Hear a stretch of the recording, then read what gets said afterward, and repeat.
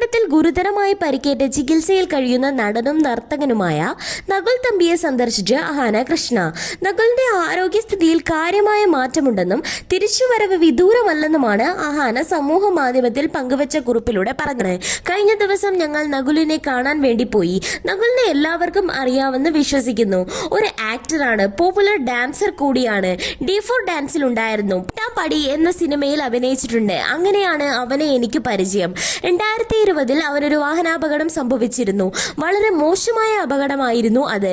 ഒരുപാട് പേര് എന്നോട് നകുലിന്റെ അപ്ഡേറ്റ് ചോദിച്ച് എനിക്ക് മെസ്സേജ് അയക്കാറുണ്ട്. അവന്റെ ആരോഗ്യാവസ്ഥ എന്താണ്, അവൻ എങ്ങനെ ഇരിക്കുന്നു എന്നൊക്കെ ചോദിക്കുമായിരുന്നു. ഞാൻ നകുലിനെ കാണാൻ പോയത് കൊണ്ടും അവന്റെ ഇപ്പോഴത്തെ കാര്യങ്ങൾ അറിയാവുന്നത് കൊണ്ടും അത് ഷെയർ ചെയ്യാമെന്ന് കരുതി.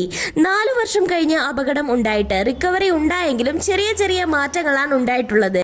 അവന് കൈയും കാലും ഒക്കെ ഉപയോഗിക്കാൻ പറ്റാറുണ്ട്. എന്നെയും റിയയും ചെറുതായി